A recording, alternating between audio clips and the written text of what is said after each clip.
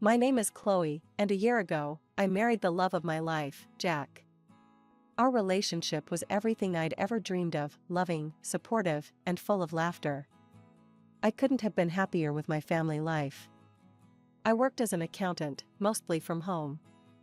It was a job I enjoyed, though there was more to my professional life than met the eye.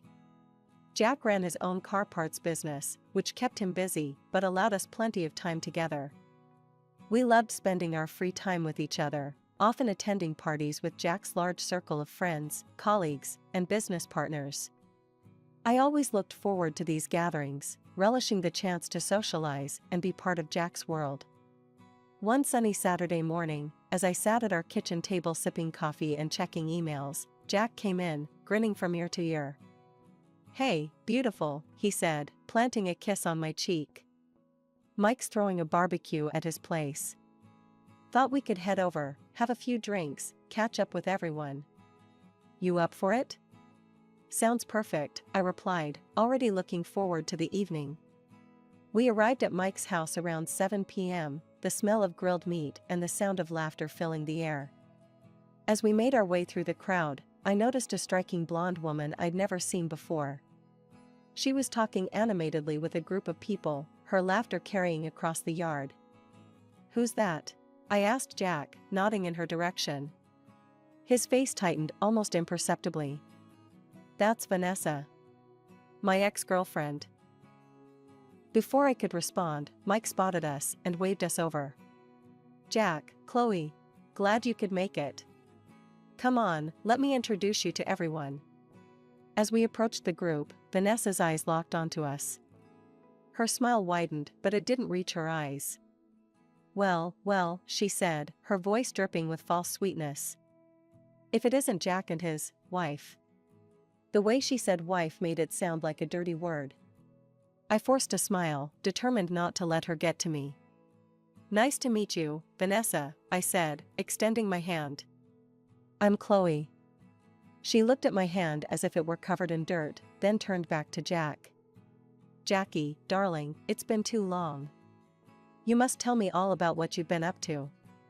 I bristled at her use of the pet name, but Jack smoothly intervened. "It's good to see you, Vanessa. Chloe and I have been great. How about you? Still working at your dad's company?" Vanessa's smile faltered for a moment. "Oh, you know me. I like to keep my options open. Unlike some people, I'm not tied down." The conversation continued in this vein for what felt like hours, with Vanessa making thinly veiled jabs at me while fawning over Jack. I did my best to stay calm and collected, but by the end of the night, I was exhausted. In the weeks following that first encounter with Vanessa, I noticed her appearing more frequently at our social gatherings. Each time, she seemed to go out of her way to make me feel uncomfortable and out of place. One Friday evening, we were at a dinner party hosted by one of Jack's business associates. I was chatting with a few of the wives when Vanessa sauntered over, champagne flute in hand. "Oh, Chloe," she said, her voice sickeningly sweet. "That's an interesting outfit." I didn't realize the librarian look was back in style.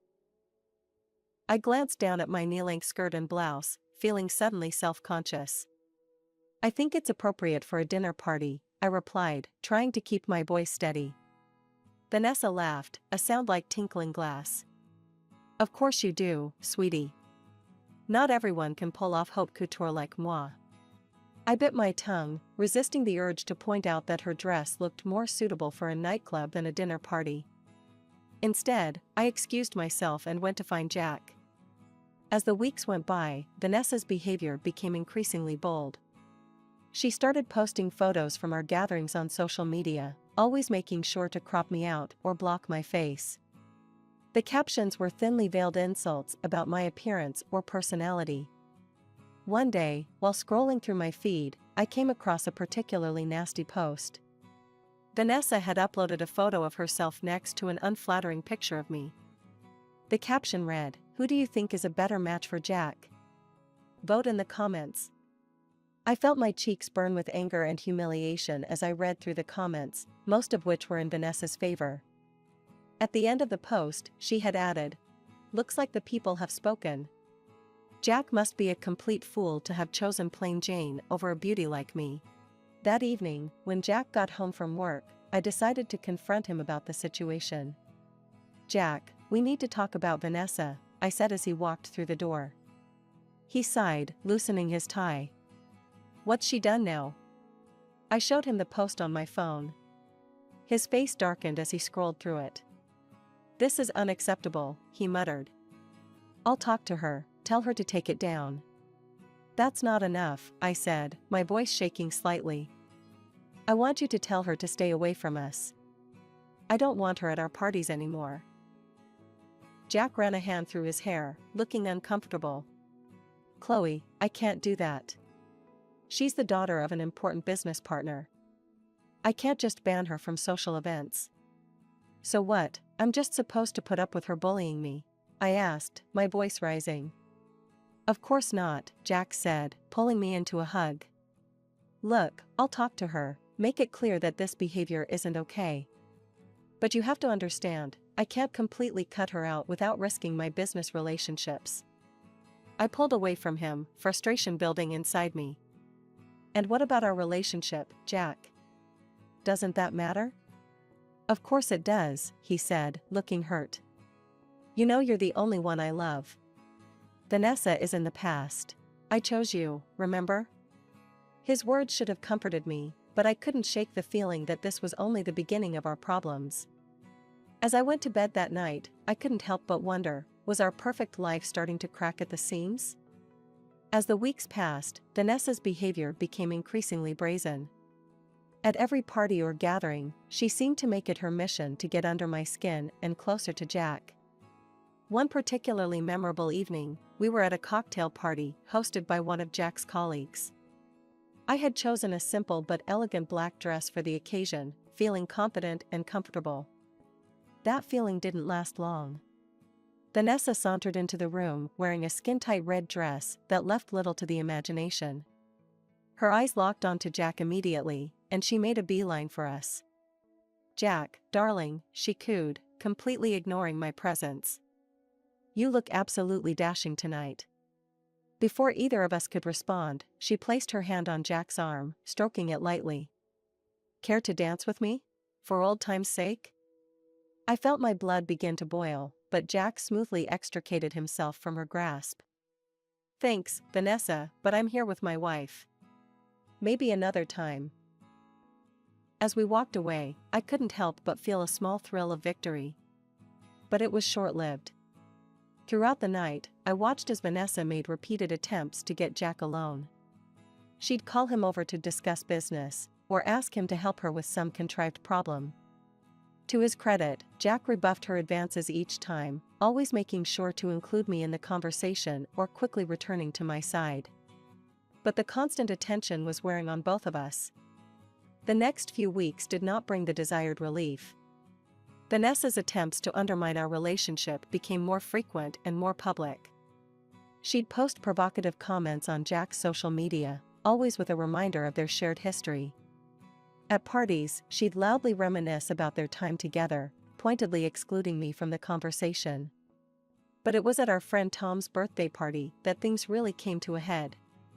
Vanessa arrived fashionably late, wearing a dress that looked more appropriate for a red carpet than a backyard barbecue.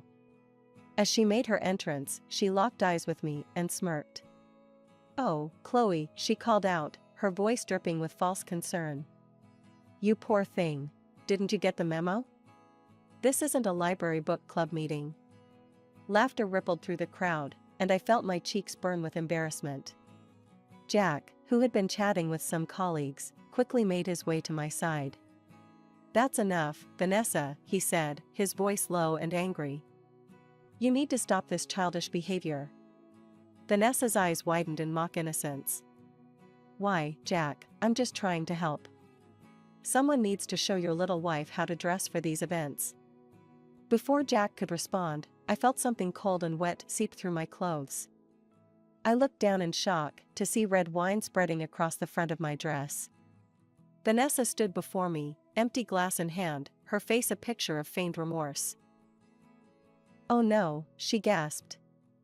"How clumsy of me. Although, to be honest, that stain is an improvement on that dreadful outfit. The party fell silent, all eyes on us. I stood there, wine dripping from my clothes, feeling humiliated and angry. But as I looked at Vanessa's smug face, something inside me snapped. "You know what, Vanessa?" I said, my voice steady and clear. "I'd rather wear this stained dress than spend another minute pretending to be civil with you. Your behavior is pathetic and embarrassing. If you'll excuse me, my husband and I are leaving." I turned to Jack, who was staring at Vanessa with a mixture of shock and disgust. "Let's go home," I said. As we walked towards the exit, I heard Vanessa's shrill voice behind us. "Jack, darling, don't go. Stay, and I'll take good care of you." Jack didn't even turn around. He put his arm around me and said loudly enough for everyone to hear, "The only person I want taking care of me is my wife. Goodbye, Vanessa." As we drove home in silence, I couldn't help but feel that a line had been crossed. Vanessa had shown her true colors, and there was no going back.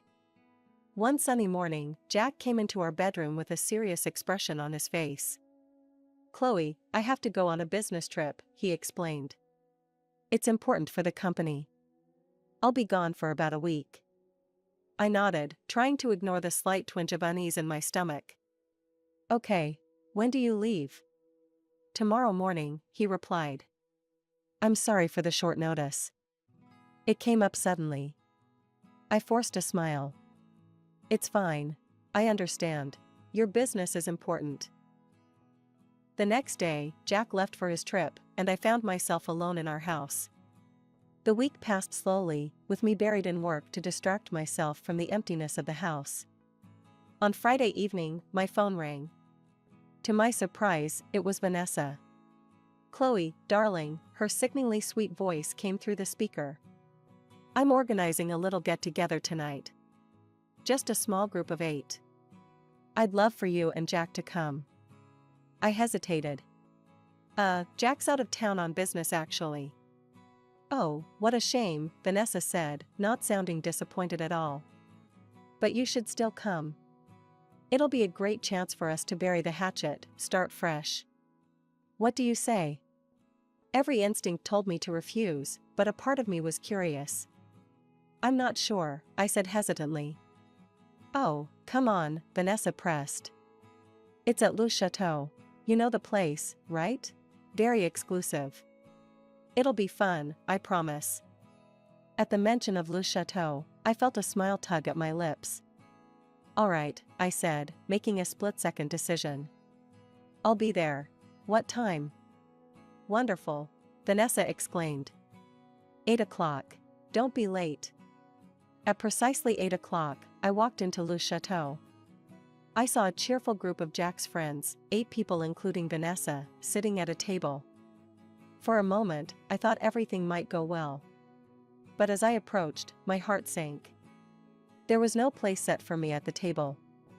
Vanessa stood up, her eyes gleaming with malice. "Oh, Chloe," she said loudly, her voice dripping with fake concern. "I'm afraid there's been a misunderstanding. You see, we're full up here. No room for extras." She twirled, showing off her designer dress. "This is a place for people who belong, Chloe. Beautiful people. Successful people. Maybe you should try the diner down the street. I hear they do a mean hot dog." The table fell silent, everyone looking uncomfortable, but no one speaking up. I laughed, genuinely amused by Vanessa's pathetic attempt at humiliation. Then I turned and called out, "Excuse me, could I speak to the restaurant manager, please?" The restaurant manager approached our table, his demeanor professional and courteous. "Is there a problem here?" he asked, looking between Vanessa and me. Before Vanessa could speak, I smiled at the manager. "No problem at all. I was just wondering if I could join this lovely group for dinner." The manager smiled kindly at me. "Of course, madam. Let me get you a comfortable chair right away." As he hurried off, Vanessa's face contorted with rage. "Excuse me? I booked this table for 8 people. She wasn't invited, and there's no room for her here." The manager returned with a plush chair, placing it at the table. I apologize for the confusion, but Madame has the right to sit at any table she wishes. She is, after all, the owner of Le Chateau. A collective gasp went around the table. Vanessa's mouth opened and closed like a fish out of water, while Jack's friends looked at me in disbelief. One of them, Tom, spoke up. But, Chloe, I thought you were an accountant? That's how Jack introduced you to us. I smiled, shrugging my shoulders modestly. I am an accountant. I do the books for my restaurant. I've never been one to show off my wealth. I prefer to judge people by their character, not their bank account. Vanessa's face turned a deep shade of red, a mix of embarrassment and anger. The atmosphere at the table shifted dramatically. Jack's friends, who had been silent during Vanessa's tirade, now fell over themselves to invite me to join them. Chloe, please, sit with us. We'd love to hear more about your restaurant. I can't believe we never knew this about you. I held up a hand, smiling gently. Thank you all for the invitation, but I think I'll decline. I just wanted to stop by and say hello. I turned to the manager. Please make sure my husband's friends are well taken care of. The bill is on me tonight. As I prepared to leave, I couldn't help but add. And Vanessa? There's a lovely diner down the street. I hear they do a mean hot dog. You might want to try it sometime. With that, I left the restaurant, leaving behind a stunned silence and a thoroughly humiliated Vanessa. When Jack returned from his business trip a few days later, I told him about the incident over dinner. You should have seen her face, Jack, I said, laughing. I don't think I've ever seen anyone turn that shade of red before. Jack shook his head, chuckling. I can't believe she thought she could embarrass you like that. You handled it perfectly, Chloe. As we finished our meal, I felt a sense of contentment wash over me. Vanessa's attempt to humiliate me had backfired spectacularly, and in the process, it had brought Jack and me closer together. Several weeks flew by after the incident at Le Chateau. Life had settled into a comfortable rhythm, and the memory of Vanessa's humiliation had faded into an amusing anecdote Jack and I occasionally shared over dinner. One crisp autumn morning, as I was going through my emails, I noticed an intriguing message.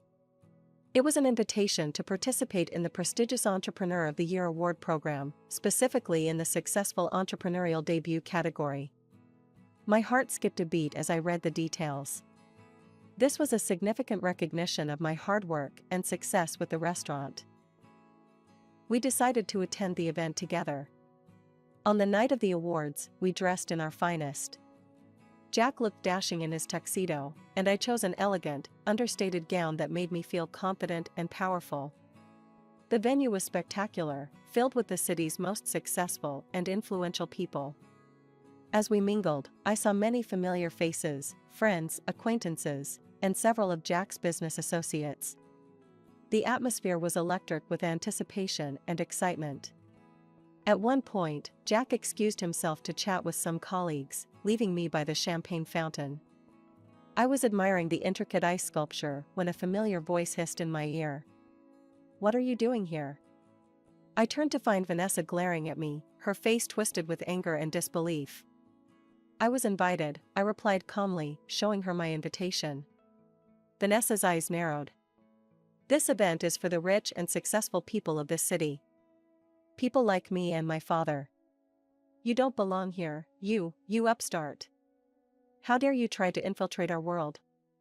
Get out before you embarrass yourself. I remained calm, scanning the room until I spotted who I was looking for.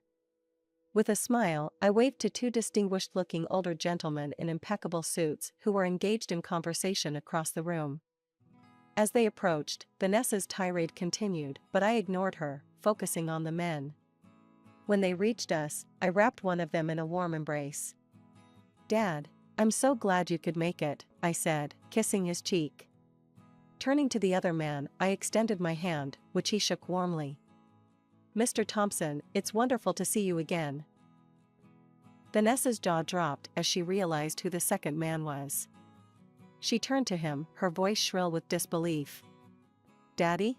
What are you doing? How can you possibly be friendly with this nobody?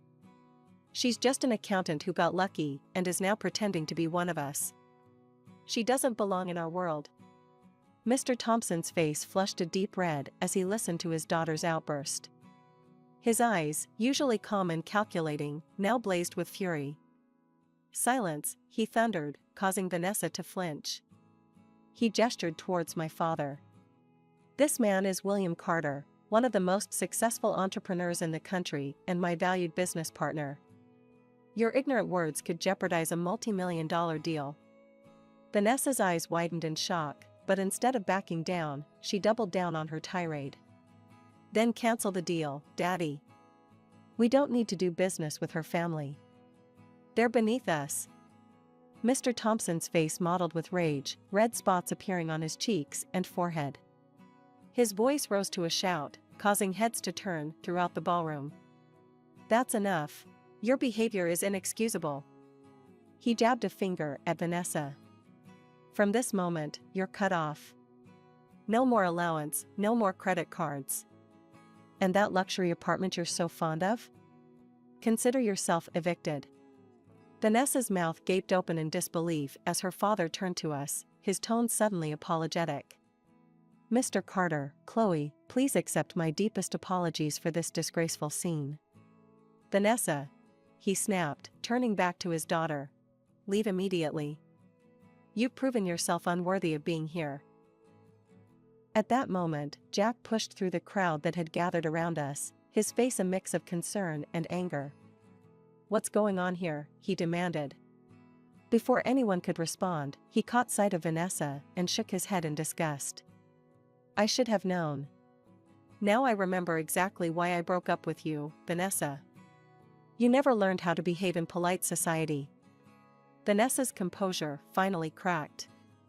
Tears began to stream down her face, leaving trails of mascara in their wake. "Daddy, please," she sobbed, reaching for Mr. Thompson's arm. "I'm sorry. I didn't know. Please don't do this." But Mr. Thompson shrugged off her grasp. "I have business to discuss with my partners," he said coldly, turning his back on her. "Goodbye, Vanessa."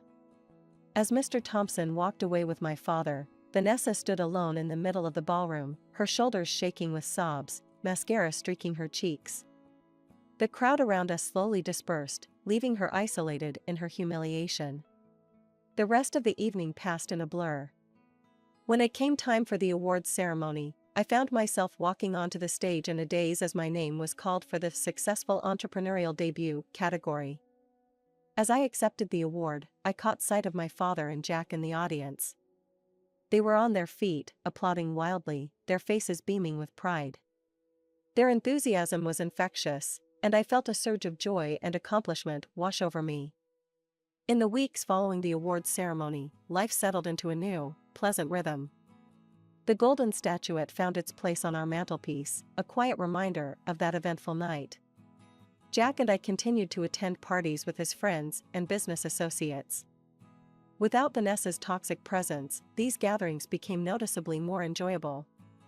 The atmosphere was lighter, the conversations more genuine, and the laughter more frequent. One evening, as we were getting ready for another social event, Jack came up behind me as I was putting on my earrings. "You know," he said, wrapping his arms around my waist, "I've noticed how much more fun these parties have become lately." I smiled at him in the mirror. I was just thinking the same thing. It's amazing how one person's absence can change the entire dynamic. Jack nodded, his expression thoughtful. "Speaking of absence, have you heard anything about Vanessa lately?" I shook my head. "Not really. She seems to have vanished completely. Although, well, I overheard Tom talking to his wife at the last party. Apparently, there's a rumor going around that Mr. Thompson sent Vanessa to another state. Something about not wanting her to embarrass him or the family business anymore." Jack raised an eyebrow. "Wow, that's pretty drastic. But I can't say I'm surprised after her behavior at the awards ceremony." I turned to face him, adjusting his tie. "It's a shame, really. All that privilege, and she never learned to appreciate it or use it wisely." As we drove to the party, I reflected on how much my life had changed in the past year. From the challenges with Vanessa to the unexpected recognition of my business acumen, it had been a whirlwind of experiences. Yet through it all, my relationship with Jack had only grown stronger. And as for Vanessa? Well, I genuinely hoped she'd find her way eventually. After all, everyone deserves a chance to grow and become a better version of themselves. Who knows? Maybe her fresh start in a new state would be just what she needed. For now, though, I was content to enjoy this moment, swaying in my husband's arms, surrounded by friends, grateful for the life we'd built together.